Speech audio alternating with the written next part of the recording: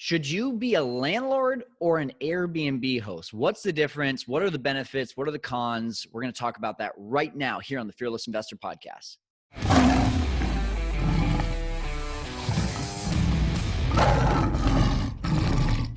Hey, welcome in everyone to the Fearless Investor Podcast. You're listening to me, Kyle Stanley, and I want to make sure before we jump into this, have you already downloaded our Airbnb profit calculator? If you have not, you're definitely going to want to go do that, especially after what we talk about today, which is what are your potential earnings? That's the whole reason we get into real estate, right? We want to maximize our wealth. We want to be able to build wealth. We want to be able to build a business that is going to pay us now and in the future.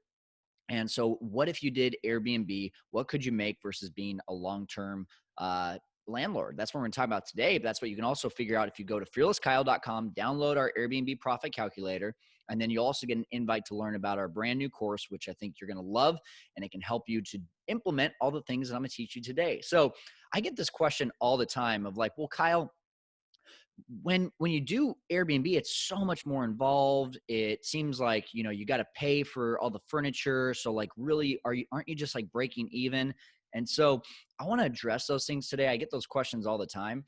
And so to me, today is the perfect opportunity to share with you, what does it look like in column A to be a landlord? What does it look like in column B to be an Airbnb host? And I'm gonna actually share that with you, both verbally and visually. If you're watching on the YouTube channel, you're gonna be able to see it visually. If you're listening on the podcast, as usual, I'm just going to be reading off what I'm showing you on a PowerPoint here. So I'm gonna share my screen and get down to this with you guys. So the first thing that I love, and I'm gonna take you one by one here, and I'm gonna try to be as unbiased as possible about this. I know it's gonna be tough because you know how much I love Airbnb, but I'm also a long-term landlord as well.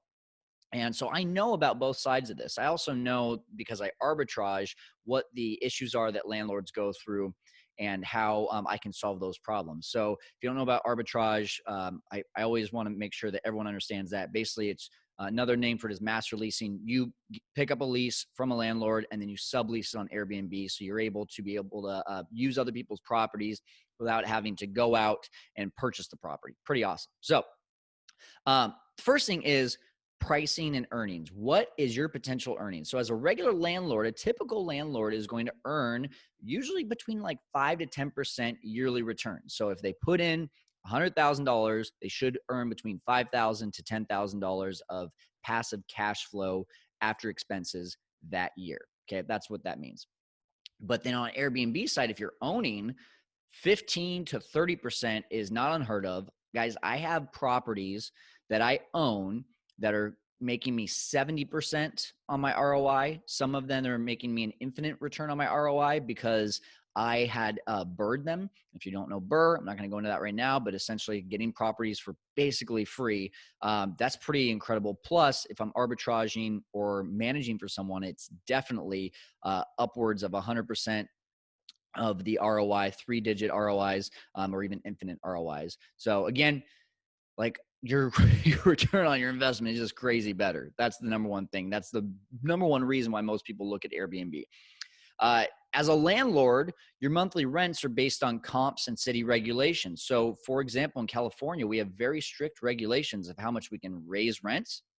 Especially if it's a tenant that's been in there for a couple of years, we can only go up sometimes as much as just 10%, which is really difficult to be able to escalate our cash flow. Whereas on Airbnb, we can set our nightly rates and fees to whatever the heck we want.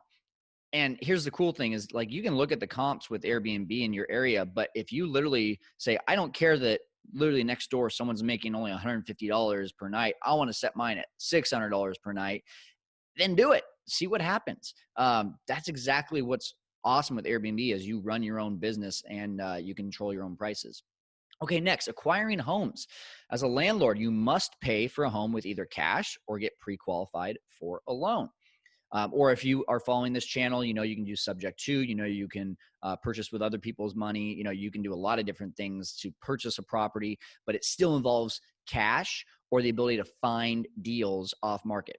Whereas in Airbnb, yeah, you can buy your own home or you can arbitrage or manage other people's properties. You can literally go to landlords and say, hey, I'd like to manage your place as an Airbnb. Do you want to rent it to me? Do you want to be a part of the cash flow? And guys, this is how, and the next thing that you'll see here, the landlord, it takes a lot of available cash to scale or grow, whereas Airbnb, it's really easy to scale or grow by using other people's properties. This is how I went from 8 properties, I think I had 7 or 8 at the end of 2019, to by the end of 2020, we were now at 25. Okay. 25 properties. That means that we grew by, what is that, about 150% in 1 year. We grew by 150% in 1 year just by using other people's properties and managing for other people. So uh, it's so much easier to scale. When it comes to being a landlord, you list your home, and this is how we find tenants is the category here. You're going to list your home on multiple platforms, Zillow and Facebook Marketplace and Craigslist and HotPads and all these different places. You're going to probably set up open houses, and then you're going to have to take hundreds of calls or emails from leads. That is draining just to find one tenant. Okay. I just got a subject to property, and we were doing a lease option. It took 700 leads. I'm not joking. 700 leads is how much it took for me to find our final tenant. And I'm going to just be honest, it has been a pain in the rear, and we're not going to be getting a ton of cash flow. So it's like, at the end of the day, man, this has been difficult. And you're probably wondering, well, Kyle, why aren't you doing it as an Airbnb? It's the area. It's not a safe area. I have a very strict policy. If it's not safe, then we're not putting it up on Airbnb. So, but as a landlord, so you're taking all those calls, you're taking all of that information, whereas Airbnb, you simply list your house on Airbnb, and then you let Airbnb's marketing literally take care of everything. Of course, you should update your listing and make it look really nice, but that's all it takes. From a landlord standpoint, you meet with the tenants, you perform background checks, you call references. Again, more time, and you're literally trying to find the golden perfect tenant. Whereas on Airbnb, all I have to do is set my booking pre-qualifications. So I can say, hey, you've got to have no negative reviews from other hosts. You have to have a picture. You have to have a government ID. You can even say, I don't want to accept anyone to instantly book. I want to pre-qualify everyone by messaging them and asking them specific questions before I even allow them to book my home. That's what's awesome about Airbnb. All right. And that can all be done from your phone. You don't have to show up and talk to people. As a landlord, how are you protected? And as an Airbnb host, how are you protected? As a landlord, you're pretty much just getting a security deposit. And usually it's about 1 month of rent. So let's do a scenario. If you have a tenant that, I don't know, call it throws a party and a couple doors fall off the hinges, you got to replace the doors, a mirror is broken, and there's a hole in the wall, then that security deposit is going to have to take care of that. But, oh no, I only collected $1,000 for a security deposit, and that's actually $3,000 worth of damages to repair. Well, are you really going to call your homeowner's insurance for just $3,000? No, you're probably going to stomach the loss at $2,000. That sucks. That's like 1 year of cash flow in a lot of different situations. Whereas Airbnb, I have a $1 million Airbnb host guarantee. You can charge the guests a security deposit as well on Airbnb if you want, but take that same scenario of $3,000 of issues. As long as I take pictures and prove that it was this guest that did that, which is really simple, Airbnb is going to say, okay, you have 72 hours to collect that from the guest. If they refuse, then we are going to protect you with the host guarantee for liability and damage and theft. How awesome is that? So your issues with guests versus tenants are taken care of by Airbnb versus a landlord just being a security deposit. From another landlord perspective, it's landlord insurance. Or with Airbnb, you simply get landlord insurance with a short-term rental edition.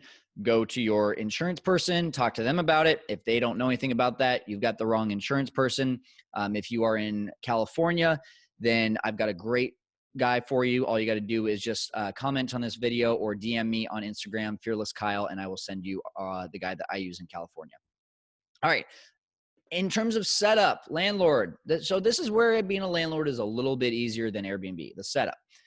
Home must be in at least fair shape as a landlord. You got to make that thing livable. You're not putting someone in there if there's electrical or water issues, right? Um, Airbnb, home should be in great shape and ideally upgraded. There's a few exceptions to this, like if you're out at the beach, people are usually getting it for location. It doesn't have to be in like upgraded shape. It can just be in clean shape.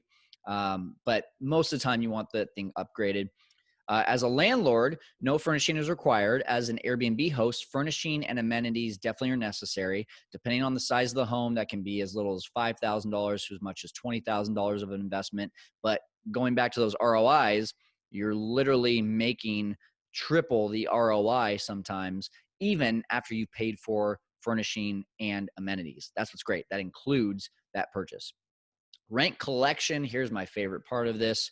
You show up as a landlord. Usually you're either going to show up and collect rent, which takes a couple hours out of your day, or you're going to go through an online portal and you're going to get that tenant to, and usually you have to remind them and like, hey, pay rent, please. Whereas Airbnb, they direct deposit right into your account after the guest's first night stay. If someone's staying there for, call it 30 days, after one night that they've stayed there, you're getting the entire amount direct deposited right into your account. That's pretty sweet. Whereas a landlord, you deal with tenants paying late, refusing to pay at all, especially here in California. We're going through COVID. Our wonderful governor is telling people they don't have to pay if they don't want to for a year, and then they won't be evicted. It's crazy. But Airbnb collects all the payments from the guests as soon as it's booked. So I'm not going to have a guest show up on Airbnb and be like, oh, by the way, that $500 that you charged me, I don't have it. No, Airbnb has already collected it and they're getting ready to direct deposit it the very next day. So you don't deal with those issues. How awesome is that? House upkeep. As a landlord, you may not find out about issues until the lease is up. Think about that. And maybe I'm speaking to some of you right now. Maybe it's been 12 months, 24 months, 36 months that you've had someone, and you walk in and you're like, whoa, why is it that I have to repaint this entire place? Why are all these blinds broken? Why is the fridge busted? You didn't tell me about this hole in the wall. You didn't tell me the mirror is falling off in the bathroom. And you got all this stuff to do. And you're just like, holy cow, I wasn't budgeting for this. And now I got to send someone in. Whereas on Airbnb, you're finding about these little minor issues on every turnover. Your cleaner's texting you being like, hey, this cabinet is a little bit loose. Hey, there's some paint that's chipped. And you get to know about these things right away so that you can get these things taken care of right away.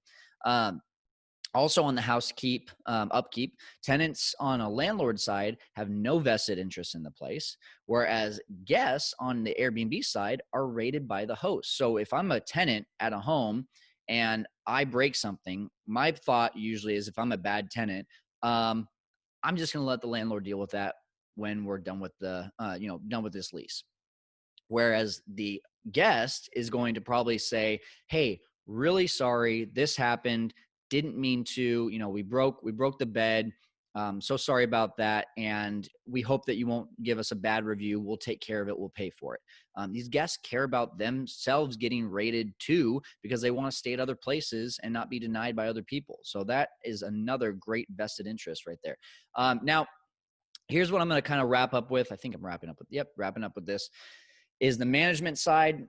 This is the question I get the most. Well, it seems like it's just a lot of management. So yeah, for a landlord, it's fairly passive. There's definitely exceptions to that. On the Airbnb side, there's much more moving parts. There's guest communication, there's clean schedules, there is, the setup. There's a lot of different things. But on Airbnb's side, systems can be implemented or people can be hired to make it fairly passive or completely passive. One thing I do for people in my own backyard in either Fresno or in Phoenix is I will literally help them by being their manager and tell them this is going to be completely passive for you. Yeah, we're going to take our management fee and you're going to make less because of that. But would you rather, because you're a doctor, a lawyer, a full-time family person, would you rather manage this yourself? Or would you rather bring it into our team and we'll make it completely passive for you? So there's ways that you can make this really passive or completely passive. But the ways that I teach are, basically creating your own management team within your own business so that you can now feel like, hey, I've hired a management team, but actually I've just taught a management team how to do this, and you get it way more affordable. Then You are stuck with the tenants until the lease is up as a landlord, whereas with Airbnb, bad guests can be kicked out immediately. I've had this happen a couple times where people throw parties. They're there for 3 days. This happens on night 2. Sorry, you're out of there. If you don't get out of there, we're calling the cops. And they know that they have no right to stay at that house. And if the cops are coming, then they need to get out. So um, this is what's great about Airbnb. You're not stuck with tenants. And that's what I tell neighbors too. They're like, I don't want to live next to a hotel. Well, guess what? When was the last time you had a bad neighbor? You're stuck with them and you got to drive past them every single day. And you got to hope they're not out in their front yard because you don't like them. Well, with Airbnb, if that happens, you just tell me and I'll kick them out right away. And then we got the next guest coming in, which should be a great situation. So that right there, guys, is everything that is an, the pros versus the cons. So to me, if you're sitting here and you're like, well, what do I do? Do I become a landlord? Do I become an Airbnb host? You have to look at this as, what are the things that I care about? Do I care about a higher return on my investment, or do I care about a lower initial buy-in? Do I care about this being completely passive as an investor and being something that runs on its own? Or do I care more about this as like, this is going to be a primary business for me and I'm going to create systems and I'm going to treat it like a business?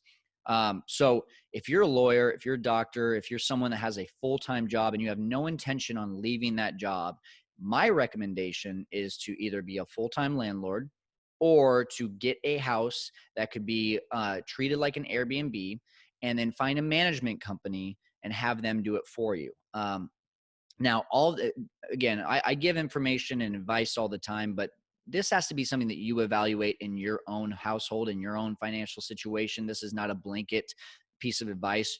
Take what you know about yourself legally. I'm not giving you any sort of like one-on-one legal advice here. Take your certain situation and see, what do you want?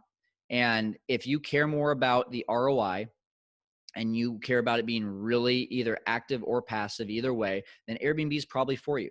And you're either going to do that yourself or you're going to hire a management team. If you want this to be completely passive and you want to just go hire a property management team to, go manage your house that is going to be as a regular landlord, and, that's fine too. But figure out what is more important to you, and then look at these pros and cons again. Go and rewatch this or re-listen to this and say, am I ready for something like that? And if the answer is yes, go all in. DM me with any questions that you've got. Again, at Fearless Kyle is is my Instagram name. If you're not on Instagram, info@fearlesskyle.com is my email. But I would just love to see, and maybe even like a few people commenting on the YouTube video, or leaving us a review and sharing like, hey, I was a landlord and I became an Airbnb host, and here's all the advantages that I saw, or what you like better. Do you like being a landlord? Do you like being an Airbnb host better? I want to hear those things. So anyway, guys, I hope this was very helpful. I hope this was something that kind of opens your eyes to Airbnb and helps you understand why I love it so much. So that's it for the Fearless Investor podcast for today. Go out and conquer the world of Airbnb and investing. Talk to you next time.